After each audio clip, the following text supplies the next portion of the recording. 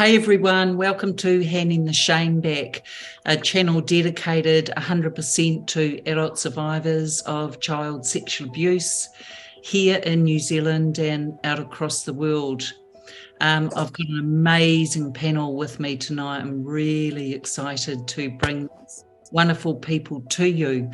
But as we start to launch in, please, there will be a trigger warning because we are talking child sexual abuse. So if for yourself personally you do get triggered, please go to the show notes below and you'll be directed to some resource and support. So in the meantime, I'd like to introduce you.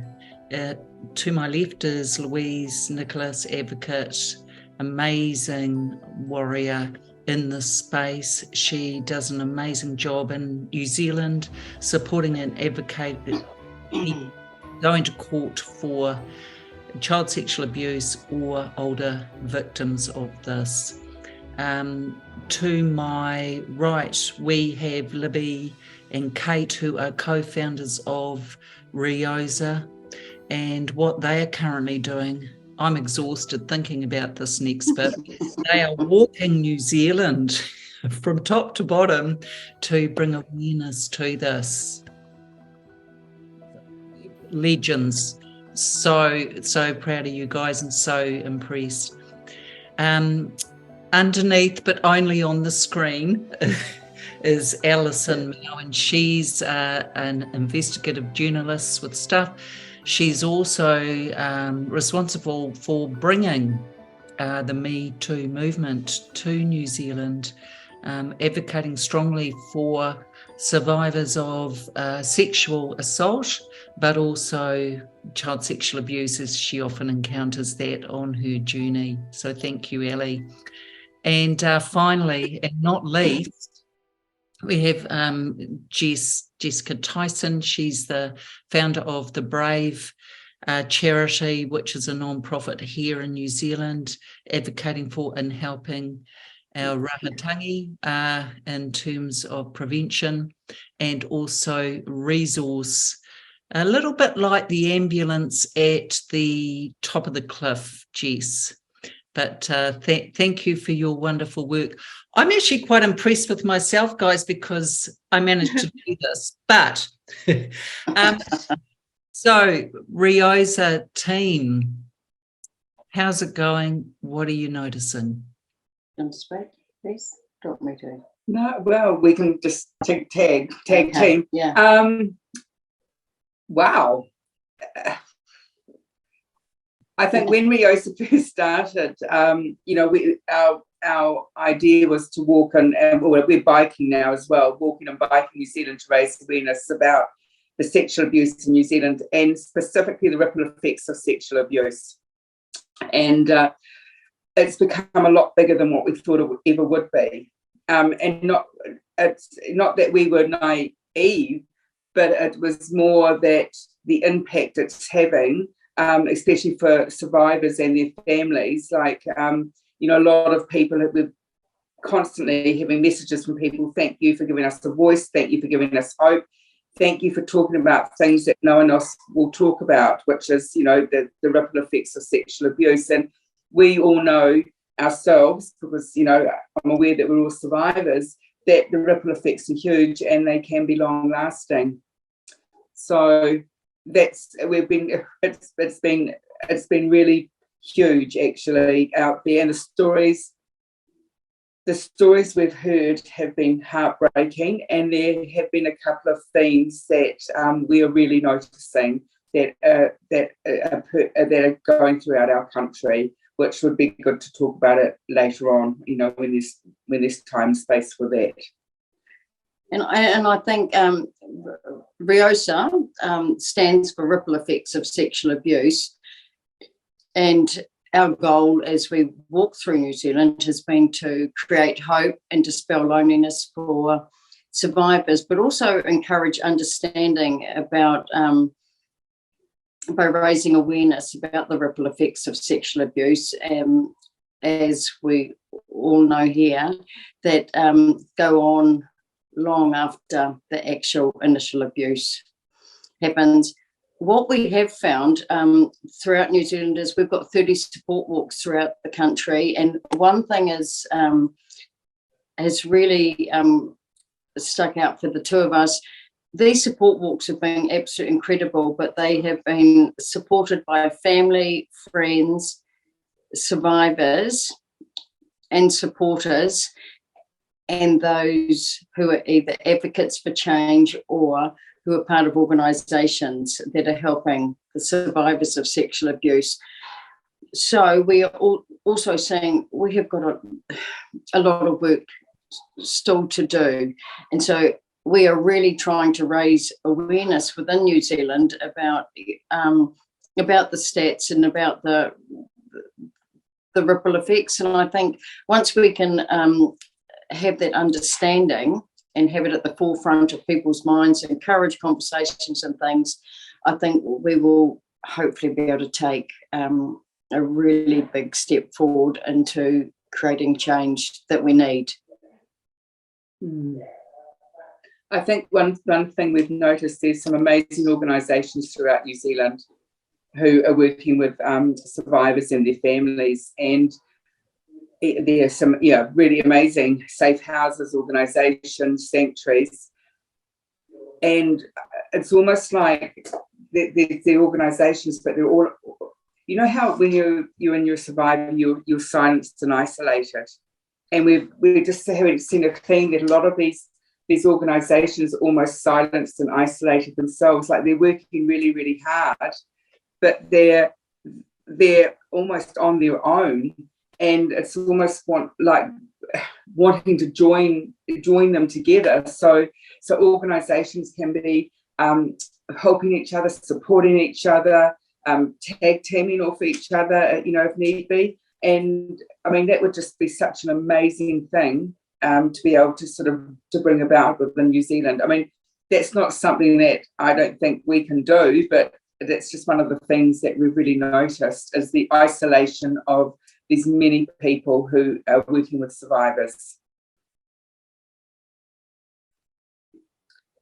I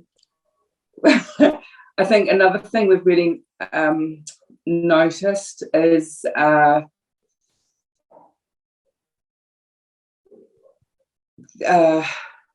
there's an awful lot of grooming that goes on within the schools, and especially by male teachers, and even if this grooming is brought to the forefront and brought to a board, often nothing is ever done about it.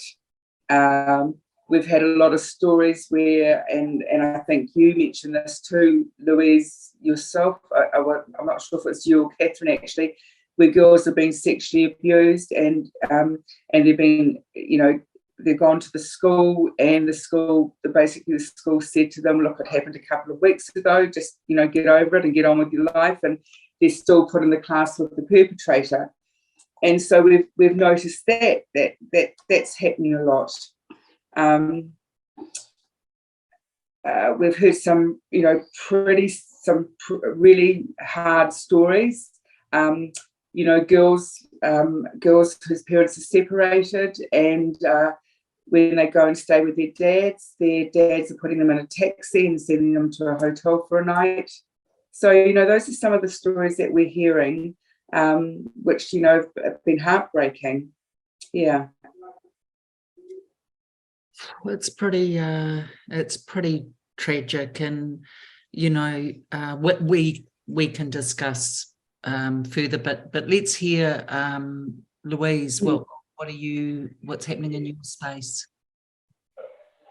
Yeah, well, what we're finding of late is that we've got a number of trials that have been, and we're actually in the middle of at the moment, of children, and like the case that we have at the moment, where we've got 4 siblings, and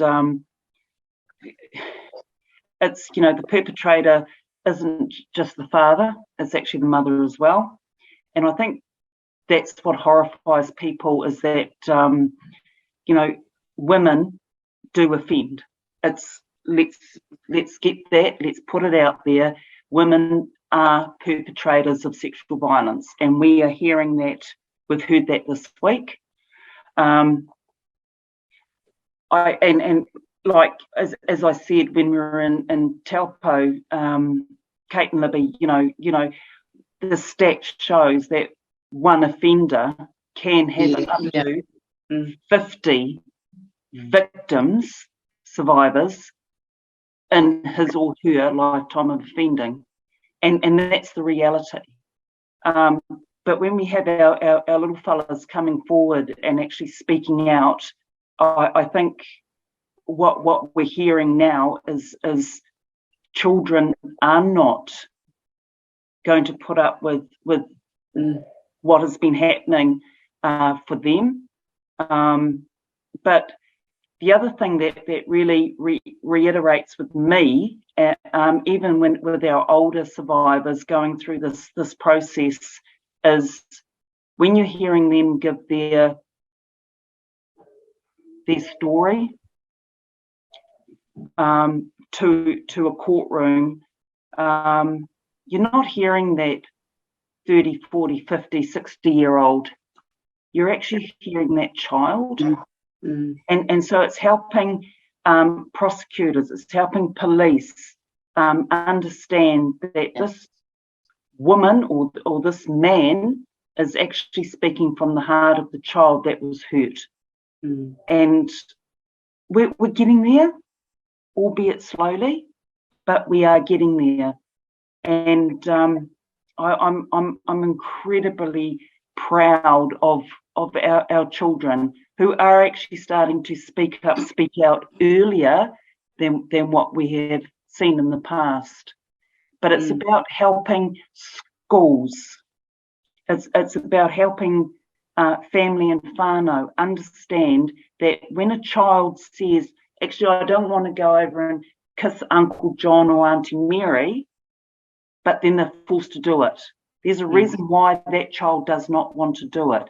It may be they just don't like, because, Uncle John's probably got a prickly face, or Auntie Mary is just a bit smelly. I mean, this is, never ever force a child to do what they don't want to do, especially in that environment with an adult, because there could be a lot more to it.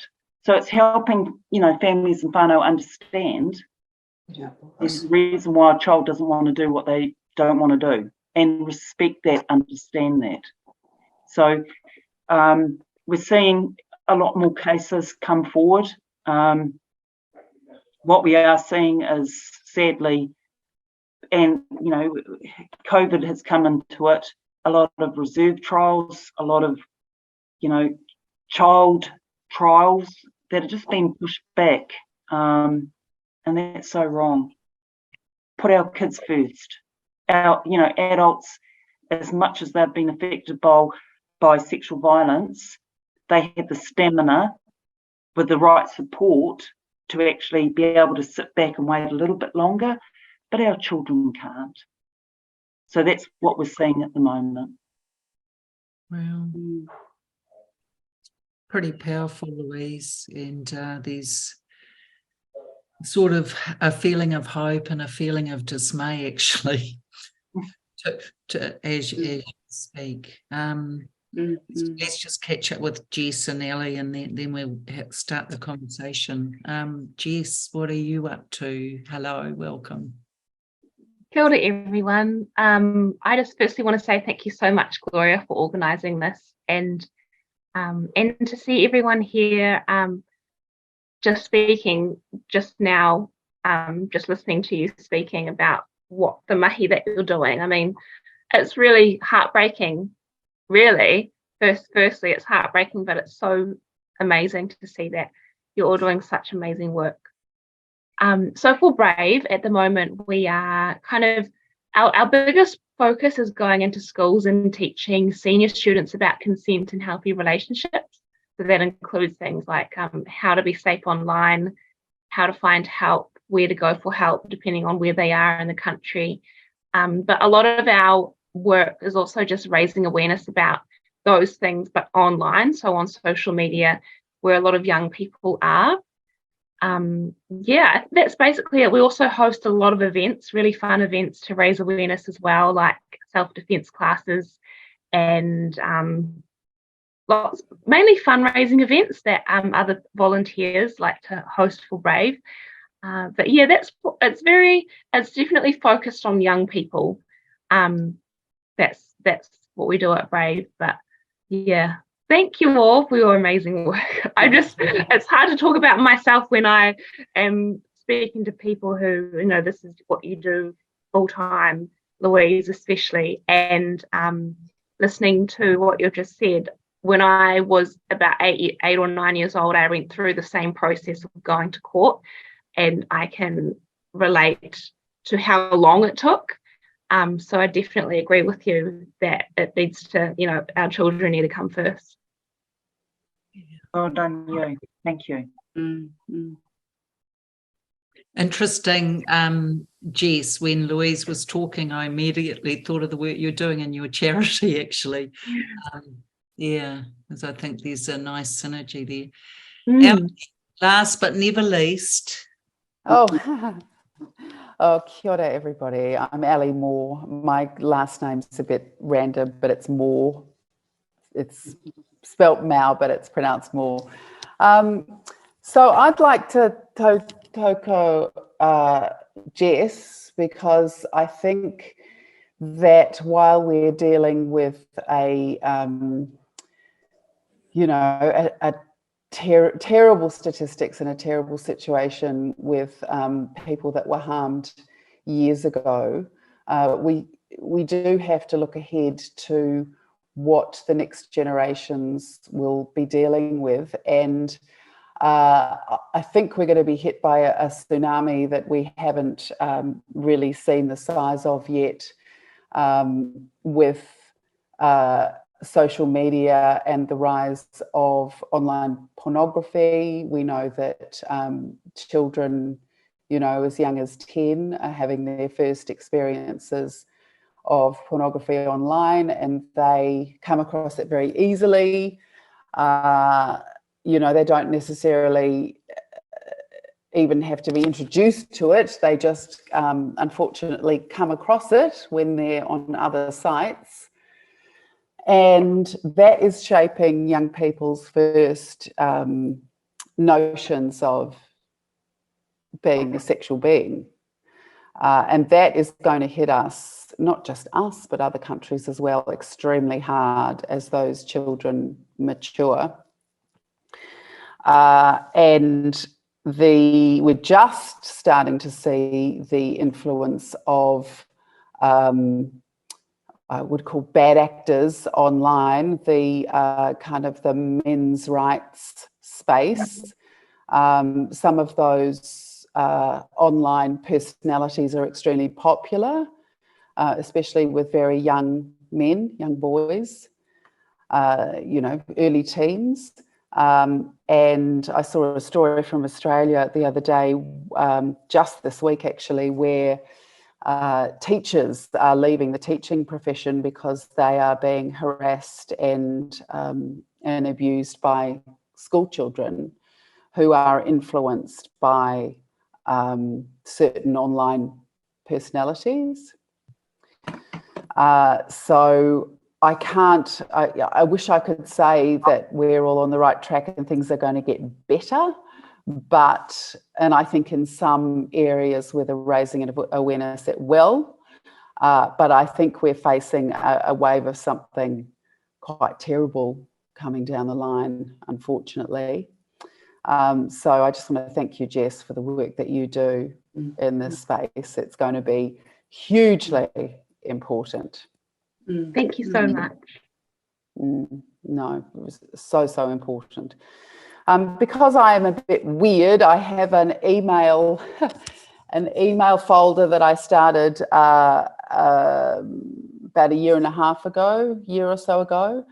And every time a court judgment comes into my inbox, which they do daily, several times a day. I look at the judgment and I see whether it's something that's not in my wheelhouse, say a firearms offence, or whether it's a sexual abuse case. And if it is a sexual abuse case, I pop it in a folder. And I've got about 200 of them sitting in that folder, mouldering away, in the expectation, I don't know, that I will do something with them eventually. But the very sad trend I see when I look through that folder is that most often the people that are coming before the courts, and let's remember that only a tiny fraction of people actually do come before the courts, that they are people that are well known to those children who've been harmed. They're not necessarily a father, although often they are. They might be a stepfather. There is a lot of those.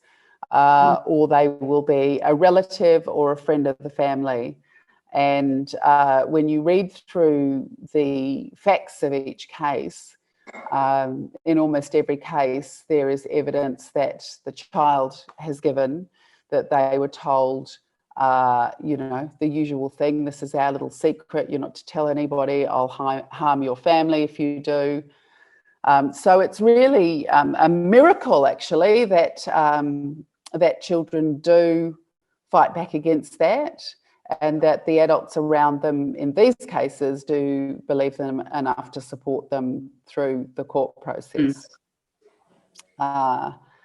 I have feelings about, from some current recent cases, about the way the court supports victim survivors. I know there's been 3 or 4 cases just in the last few weeks where survivors have been surprised and horrified that their perpetrator has been released from jail, for example, without their knowledge. And that is because our court system insists that you register to be a victim. You have to actually sign a bit of paper. And a lot of people, when they're in that state after a court case where they're shattered from their court experience, whether they won or lost the case, that step gets missed. One very simple thing is that I would like to see people having to opt out of that rather than having to opt in, because unfortunately people are getting missed, and then they are re-traumatized by when they find out in the media, or sometimes they don't find out at all, actually, that their perpetrator is out and free, and the implications for that on their lives. They worry about their families or themselves, their own safety. So that is something that I would like to see changed immediately, and I don't see why it is not an easy fix. But there are 100 of those, those things that are waiting to be corrected or fixed. Yeah. That would help the survivor's experience.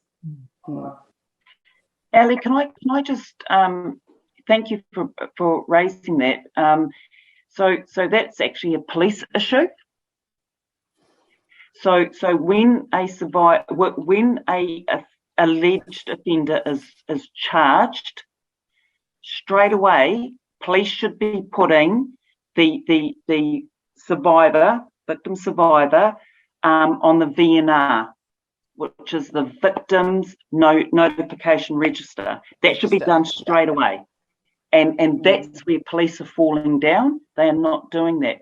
So so what happens there with the VNR is that going through all that court process, you've got call overs, you've got whatever, they are notified the whole way through as to what is happening with this case and with that alleged offender, right?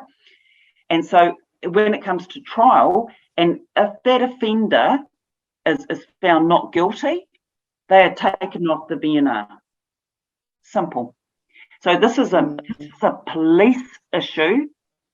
It's not a court issue. It is a police issue. And as soon as we are notified that the case, like an offender's been charged, the case is going to court, we straight away say, right, VNR.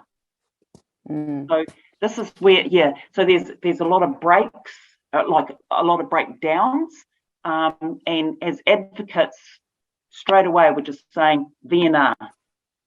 And they say, and police do come back to us and they say, well, no, because, it hasn't gone to court, doesn't matter.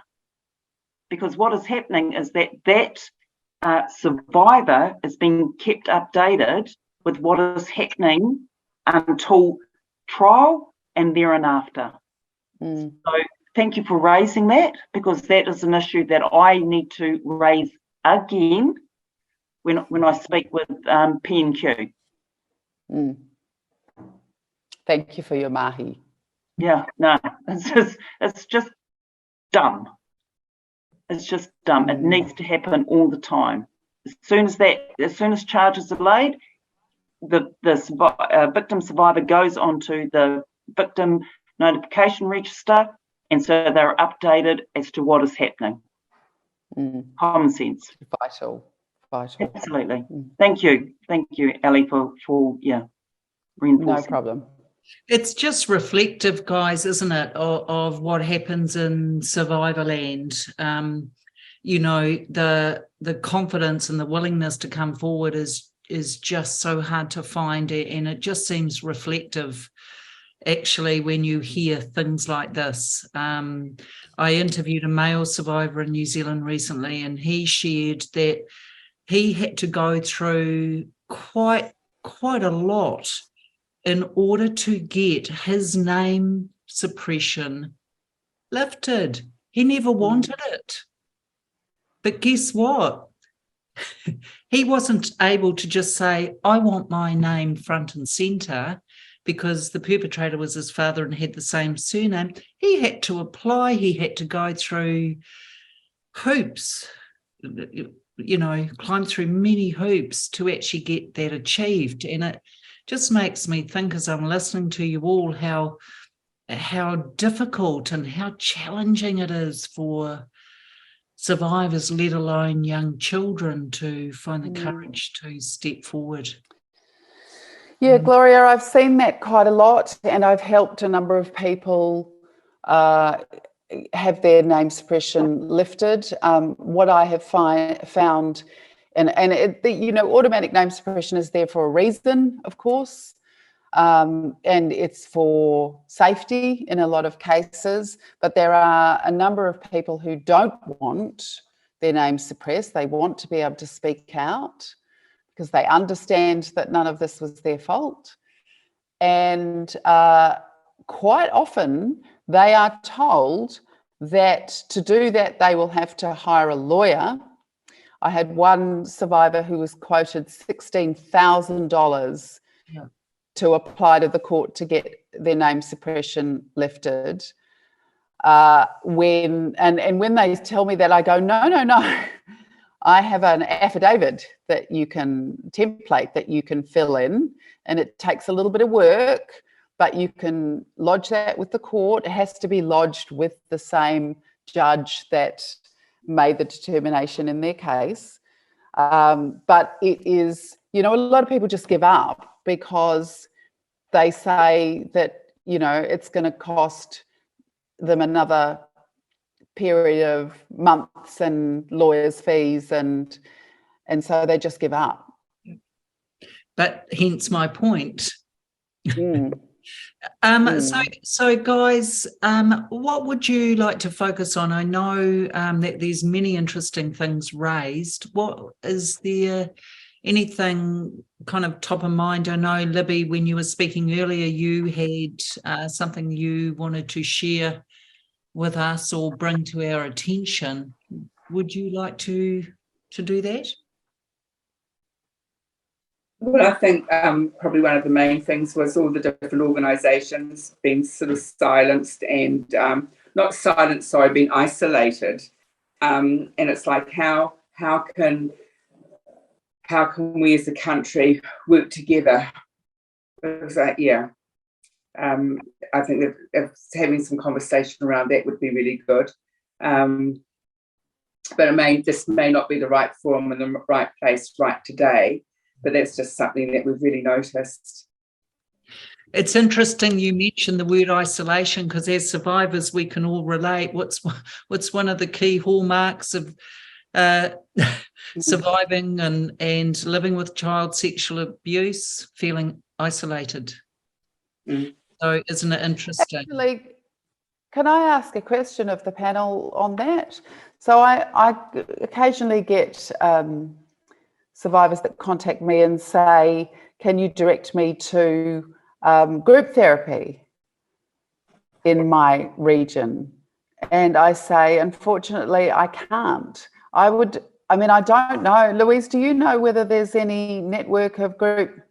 Well, I think, you know, when we're talking about solutions, particularly in the area of support for survivors, that would be a no-brainer, because we all know that once you spend a lot of time thinking that you're alone and you're the only one that's experienced that, and that is, you know, a bit counterintuitive, but that's what survivors often feel.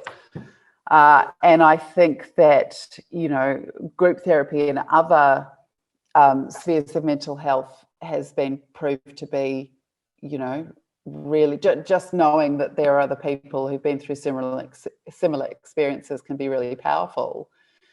Gosh, I'd like to see that in this country.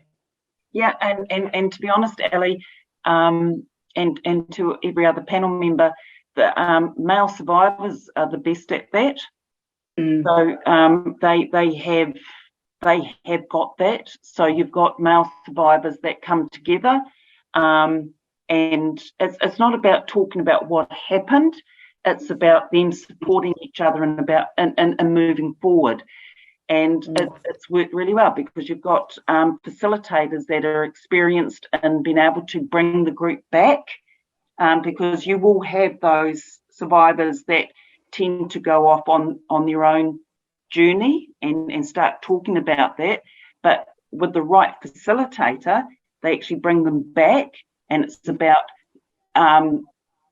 it's not about it is about their journey, but it's also about how do we support each other and moving forward.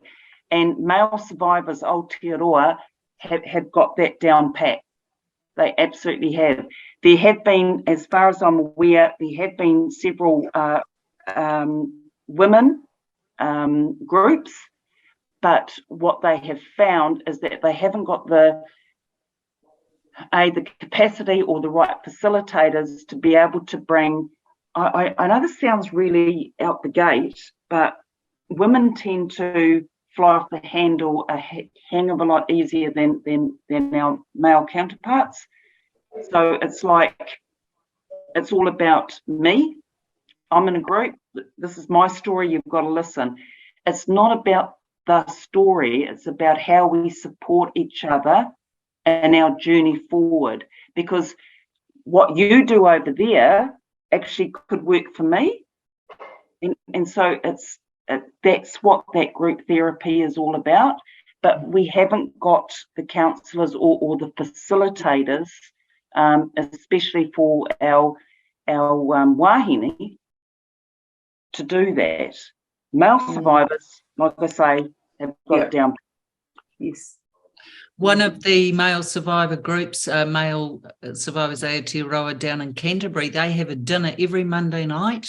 Yep. And the men bring a shared plate and they just sit around and they talk. And as Louise said, it's not always necessarily about what they've experienced. It's a sense of community and family and having a survivor family, because you don't have to explain it. No. As you do with non-survivors who love us to bits but have no idea of why we're a bit crazy at times. So I think that's a really good point. And I was very fortunate, Ellie, in my initial recovery years in my 30s, I actually joined a survivor group and we met once a week for 8 weeks. and it was just for an hour, and you could talk or not. But I actually found it, save my life sounds a bit dramatic, but I actually felt supported and believed. Yeah, and yeah, so very powerful. What else, Jess? Do you have any ideas around maybe solutions to our startling dilemma here in this country? I feel like there'll be multiple solutions, but it's just such a hard area to tackle. And I think for me, going to the younger people is my way of doing that and helping them. But, you know, when we look at statistics and there's only a certain amount that even come forward, it just shows how common it is, which is really heartbreaking, as we all know. But I think the biggest focus for me is just educating young people as soon as we can, so that they just have healthy relationships, and of course supporting people who have been affected. And I think the best part is just, as we've been talking about, is just letting people know that they're not alone, because I find that with Brave, like the messages that I get or emails that I get, they're not necessarily about people wanting further support, but just saying that, wow, like I've seen your post or I've seen your story and it's helped me start my own healing journey, or I feel like I'm not alone now. And I think just being able to help, I know it's really small, but it really has been such a huge impact for some people. But yeah, I think just mainly just supporting young people, so that I think, as Ellie was saying before, targeting younger ones as early as we can, especially with online, will save the disaster that's probably could come. I know one thing that's been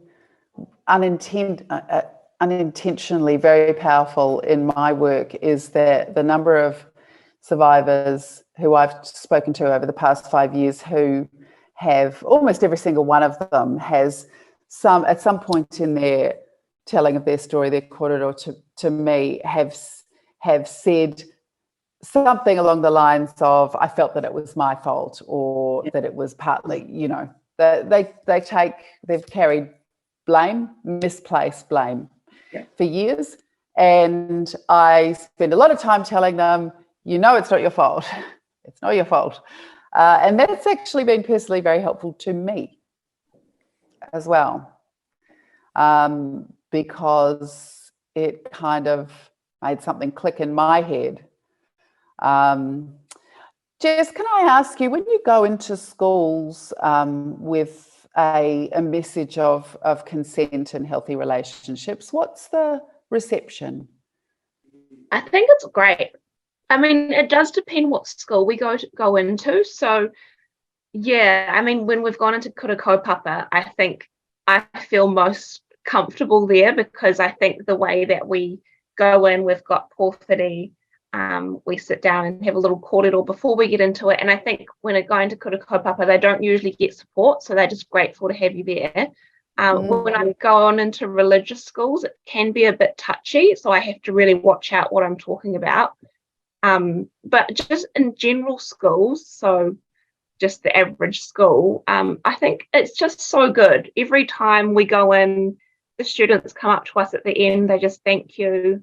The teachers actually get a lot of benefit out of it too, because most teachers and actually principals, especially male principals, they seem to really appreciate it a lot more, because I think as a male or father, they've got daughters, they want to be able to find ways that they can support their daughters, but it's always really, really positive. I think there's been a couple of moments at religious schools where I've been told to avoid talking about stuff that they aren't comfortable with, which is, I found really, really difficult. But I'm also, like, after doing it for a long time or a few times going into religious schools, I've kind of got my head around what's appropriate and what's probably they're not ready for. But the students themselves are definitely comfortable, because 16-year-olds know what sex is, they know what their body parts are. but I think it's definitely something where some kind of schools aren't comfortable to talk about it. Oh, you're doing such good work. Yeah. I'm just going to get some lights turned on in here. Hey, I'm just going guys, to go off mic for a minute. While Ellie's doing all that, the New Zealand Police, and Louise, you're probably aware of this, have a program, and they go into schools from new entrants up, and they have what they call a Keeping Ourselves Safe program. And one of the modules in that is on sexual abuse and awareness and all of that. So a shout out to our men and women in blue, because that actually is a useful and very valuable tool when we talk about maybe trying to get ahead of this a little. I think that type of education, and they do it with, they do it really well. Have you seen it, Louise, in action? Yeah, and my daughter actually is works in the office at one of the schools here in the Bay of Plenty, and she said a lot of when that comes in, you'd be surprised at the amount of disclosures that actually come from our tamariki, because they didn't realise, because they were told that this is actually normal, this is okay, this is our secret, blah, blah, blah. But when it's explained to them in child terms, these children going, oh, actually, nah, it's not right. So they will actually disclose to a safe person, and that safe person is their teacher 9 times out of 10. So that's where a lot of our disclosures from our little ones come from. So it's an amazing program, and that the problem being is that there are schools that just say, we haven't got an issue here, we don't need that program in. And that's where you really want to get physically violent, dare I say it, with some of these schools going, really, I'm sorry, but you have got a major issue out there. Your children are telling you this, but you're not listening because you don't want to upset the community. Well, I'm sorry. Let's get over that and actually work alongside each other. And it's like Jess says, let's help our young ones understand what's okay, what's not. It's simple, but bureaucracy steps in, and that's our downfall. Absolutely. I think a huge part of this is we've met a lot of people on our travels that are doing fantastic work, like Jess, with the older students.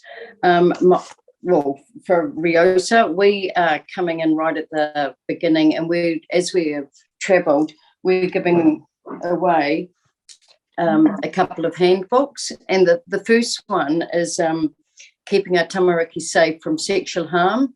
And this first one is to basically, it's a resource to support and raise awareness with parents, grandparents, caregivers, sports coaches, anyone that has anything to do with children, to just know that, I suppose, to learn what is actually going on. A lot of people have no idea, even as a survivor myself. Putting it together with Help Auckland, it was quite confronting, and I remember saying to Catherine, are you serious? And she said, absolutely. So it's really good. It's not a scare tactic. I just think awareness is fantastic, and we all have a huge responsibility to actually be aware and to keep our children safe. But besides parents, I also think that our children need to be really protected and empowered. And think, I mean, I'm a new granny. I've got James, who's nearly 3, and August, who's 22 months old. And I have read this to them probably 40 or 50 times only for me. And Michelle Derrick, who's the author, is just incredible. It's a beautiful book. It's rhyming. It's really beautifully illustrated, and it plants a very gentle seed on for young children how to say no when they feel uncomfortable. And like Louise said, it doesn't have to be a sexual thing. It could be, you know, I'm from the era where we had to kiss and hug everyone that entered our house or left our house, and it was horrible.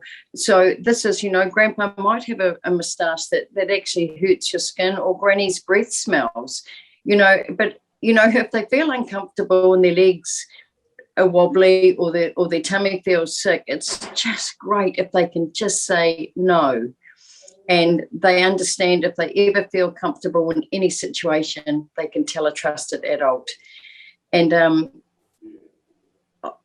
for me, anyway, personally, I really think empowering our little people is going to be a huge part of change in New Zealand. I can remember when the Sue Bradford no smacking rule came in. And, you know, my children were quite small then, but, you know, within minutes, kids were saying, can't touch me. But, you know, they were quite empowered by that. So if we could somehow bring something in, you know, all the children were talking about it, parents were talking about it, whether they agreed or disagreed, but it was a huge topic of conversation. And, I'm just thinking it's a tricky one, but I do know for me personally, reading that book is, you know, even down to tickling James, he can say, "No, Nanny, enough." And as an adult, I respect him and I will stop tickling him. And then he knows, hey, I'm listened to. This is really good, you know. And, it breaks my heart. And this is what I'm going to do. This is my my life purpose now, is to stop any child going through the horror of being sexually abused and the aftermath of it. And so I will do whatever it takes, and I will work with whoever. And I thank all of you for what you do, and I'm right with you.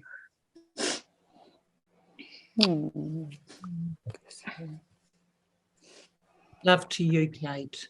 You're doing amazing work. That book is brilliant. In fact, I've read both of them, and I want to do a bit of a feature when you two ever stop walking. Oh, good work, Louise.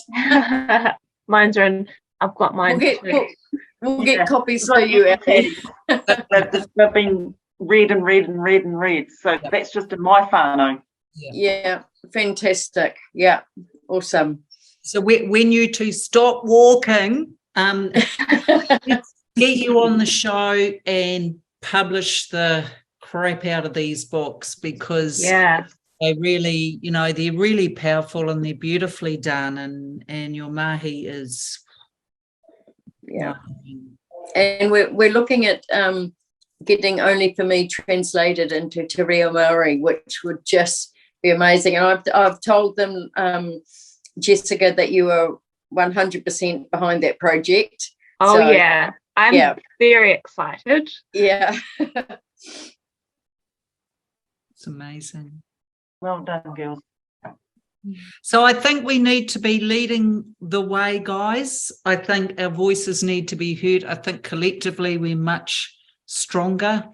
But this just can't be kept quiet and under the radar. You know, really, there should be banners across the Harbour Bridge. You know, I think Kate with the Sue Bradford law change, we just need something. Yeah. You know those ads on TV, you know, we had them a few years ago about domestic violence. And it really, people, oh, I don't want to look at that, it's horrible. But man, it really opened the way. Police reported that a lot more people came forward.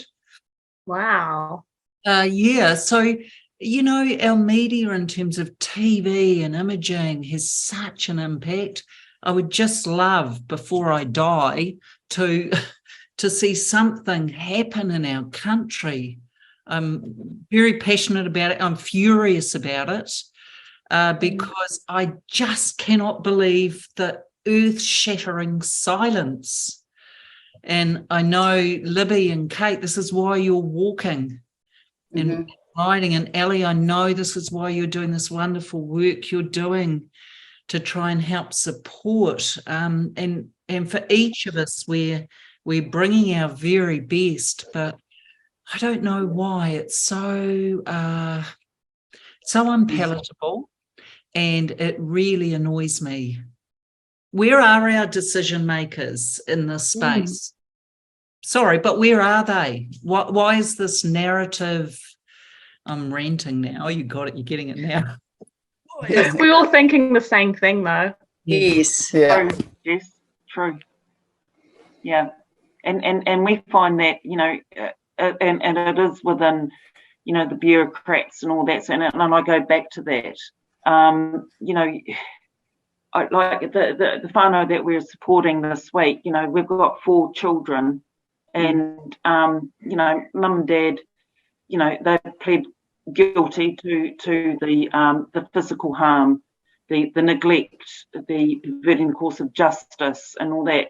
But they are fighting the sexual abuse that they put on these children, and it's because they think that, and look, honestly, I have been in cases where women and children have said, look, you know, I've been smashed over, all that sort of stuff, but the minute I said, but I was also raped, police have turned around and said, oh, look, we can prove the broken bones and you know, the blood and all that and the bruises. Yeah, it's going to be a little bit difficult to, you know, because it comes down to he said, she said, or she said, he said. And it's like, this shit has to stop. That's where it is. Because a lot of our family violence, there is so much sexual violence that goes in amongst it, like with our 4 kiddies. But, you know, it took police 2 years to decide, well, actually, we may have enough evidence. Put it together. Family violence, sexual violence. And what we're seeing here in Rotorua, as you may well know, is that we've got, I've lost count of the amount of motels that are emergency housing. It's now no longer the Golden Motel Mile down Fenton Street. It is MSD Mile.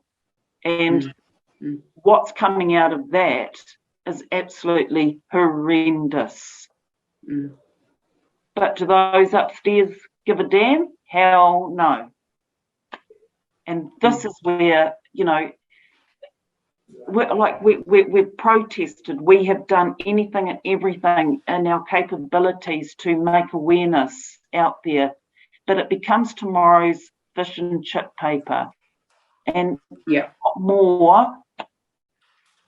It's kind of like, what more can we do to raise the awareness around sexual abuse, whether it be adult, whether it be children, male, female? It doesn't matter. Doesn't matter what gender. Yeah.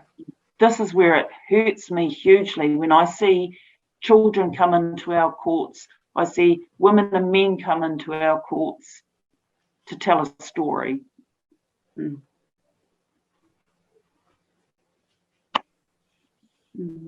It's just, let's just get honest. Let's just put it out there. Let's just keep, and that's all we can do. It's almost like there's a brick wall.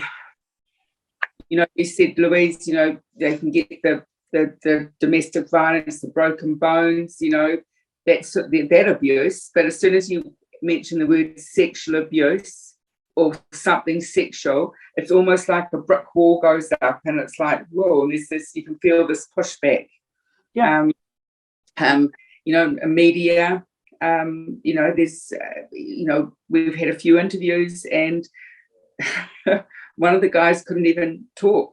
One of the guys who were interviewing us couldn't even talk about the subject of sexual abuse, and he was a seasoned interviewer.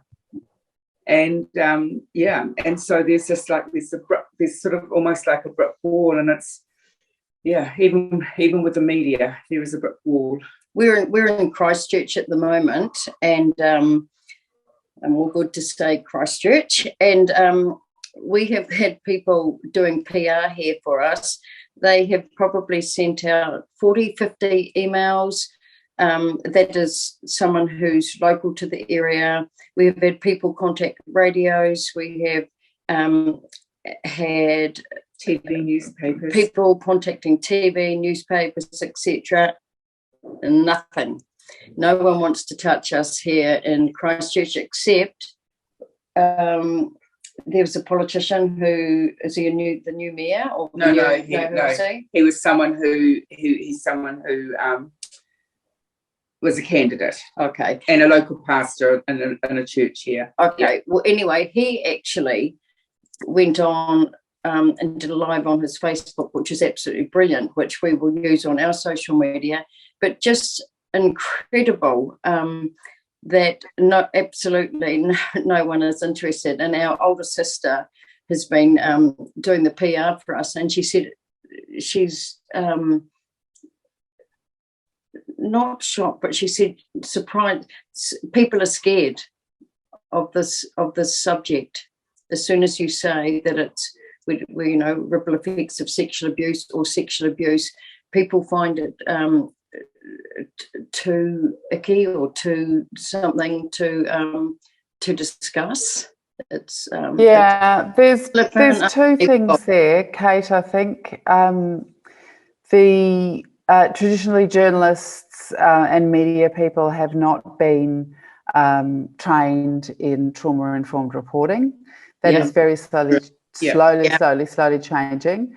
Mm-hmm. Three things, actually, until the Me Too movement, and before that, Louise, who was the groundbreaker for all of us. So I just want to acknowledge that. I think, Louise's name is so famous now that people tend to forget what her origin story is, and the origin story of any of us being able to talk about this in the public space.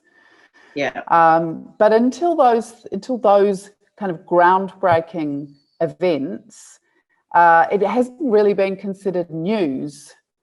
And one of the things that we did when we set up the Me Too NZ project at Stuff was we sat down as an editorial group and actually decided that everything, I'm talking about sexual harassment in the workplace here specifically, but we decided everything within that circle or that square was considered news automatically, and we could go and chase those stories and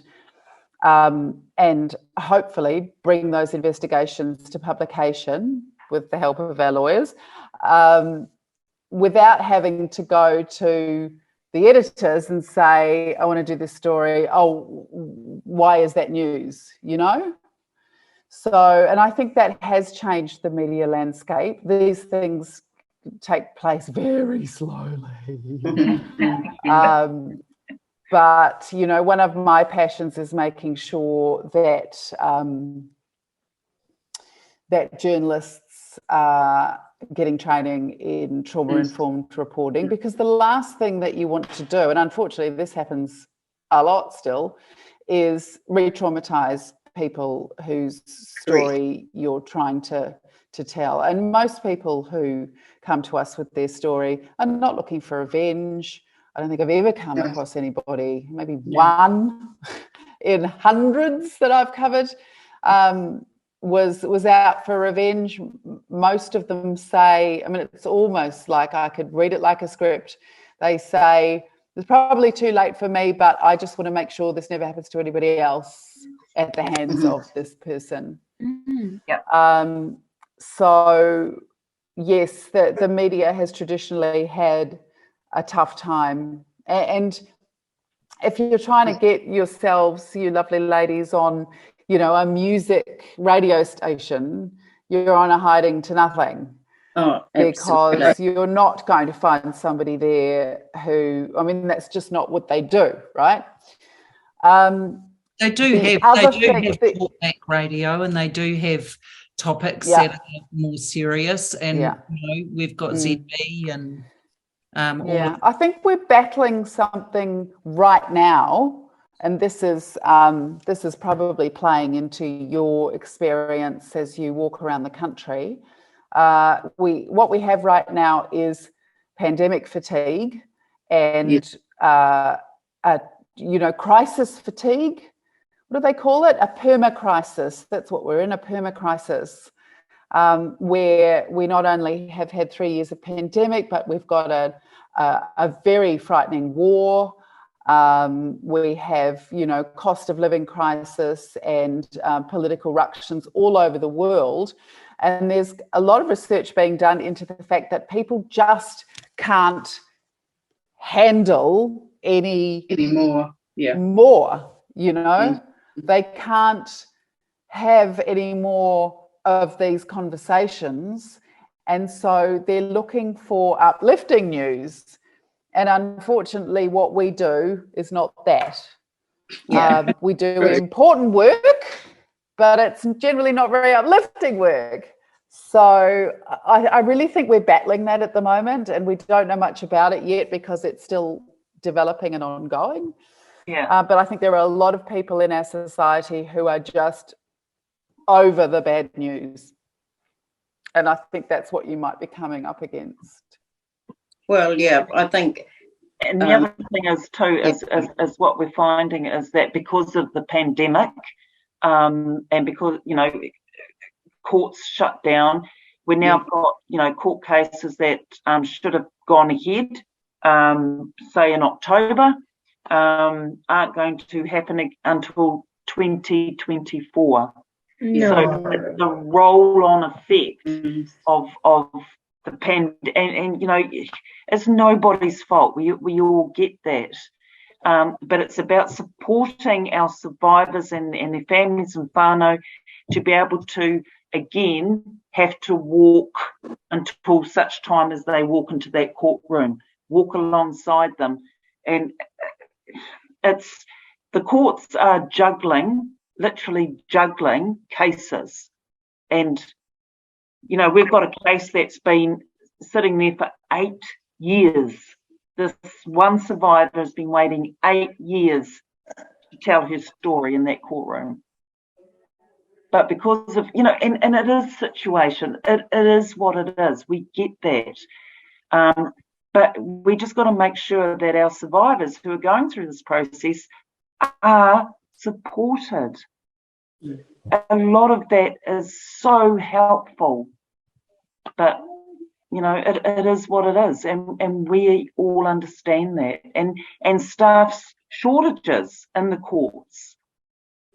You know, there's so much that is, you know, out there that actually, you know, public don't understand.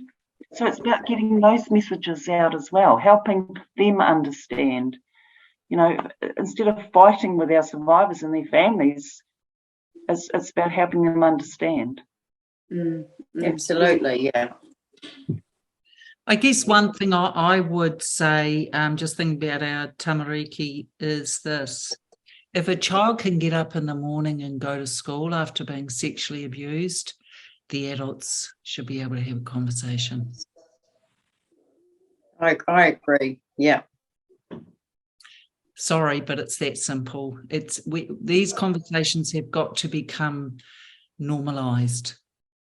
We've got to keep talking. We've got to keep pushing for this, because we're trying to protect children, and we're trying to protect lives. You know, the channel I'm running, we're nearly at 1,000 subscribers. So exciting, from across the world. I hear from people who are suicidal, actually, because this is how deep the pain goes and the layers go. And for our wonderful male survivors out there, it's so hard for them to find their voice because their conditioning has not accepted that they have a voice. So, you know, there's so much around the narrative for all of this, and there's so much that could be done. And I think conversations and panel discussions with you, proud advocates and warriors in this space, is certainly contributing to doing that, because 10 years ago these kind of conversations may not have been held. Hey, as we need to move into a close, guys, but any kind of thoughts or last words or words of wisdom? Anybody? Well, I think sometimes it can feel a bit overwhelming, even for warrior wahine like us, and a bit hopeless. But that doesn't mean that we are going to stop. I know that we're all of the same cloth. It's getting this message out as a compulsion for all of us. I just want to go back to something I just cling to like a drowning woman, is the work that people like Jess are doing. I'm going to put it back on you, Jess. You're a talisman of hope for the future. And I mean, you know, we're all working extremely hard, but I hope that there are more young people who are ready to carry this message forward. Not that we're going away anytime soon, but you know, the voices of people closer to the age of the tamariki that we're talking about, who are a little more identifiable with them. So important. So important. Thanks, Ellie. Thank you so much. Yeah, I think that's really good that you mentioned that, because I think with Brave we've got a team, but we actually haven't got a whole force, I don't think. So maybe that's something that I should kind of keep looking into. But in saying that, I think it's also important to collaborate with other young advocates, and that's what I've been doing too. So maybe I should really think deeper about how we can really like make more of a big impact. But yeah, there's so much strength in numbers. Yeah, Absolutely. And just know you've got, you know, you may be of the slightly older generation. of We've course. got your back. We're here for you guys. That's what it's all about. You know, next generation and the generations to come.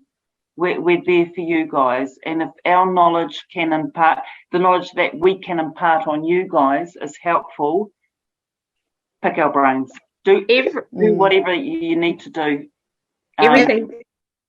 Yeah, absolutely. And I think to continue having these conversations, you know, we've had some real breakthroughs with survivors on this journey, which is absolutely fantastic. And I speak on behalf of myself, but, you know, now that I've done a huge amount of healing, I want to pay it forward and help others to heal.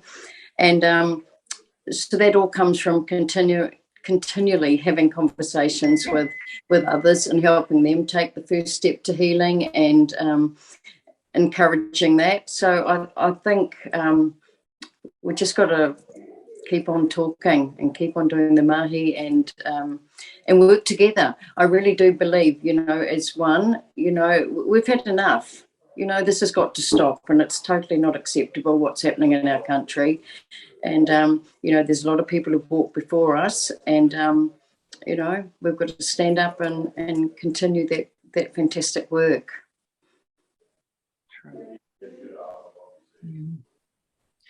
Hey, so got nothing left that's wise to say.